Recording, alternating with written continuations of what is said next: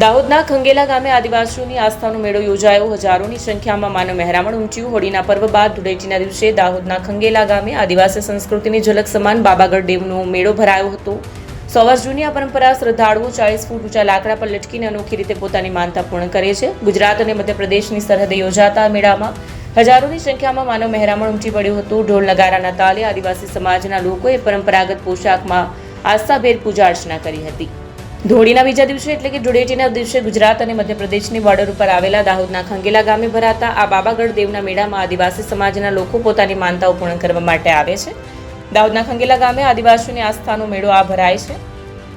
આ દેવસ્થાન ઉપર 30 થી 40 ફૂટ ઉપર ચડી અહીં આડું લાકડું બાંધવામાં આવતું હોય છે, જેમાં બાંધા રાખનારને બાંધતા હોય છે અને દોરડા વડે ગોળ રાઉન્ડ ફેરવ્યા બાદ બાબાગઢ દેવની પૂજા વિધિ કરી તેઓ પોતાની માનતા પૂરી કરતા હોય છે. એક બાદ એક તમામ માનતા પૂરી થનાર યુવકો અહીં આવતા હોય છે. 3 માનતા રાખનાર વ્યક્તિને 3 થી 5 જેટલી પરિક્રમા કરાવવામાં આવતી હોય છે અને તેઓની માનતા માનવામાં આવતી હોય છે. બાદ તેમને નીચે ઉતારી ઘરે મોકલવામાં આવે છે.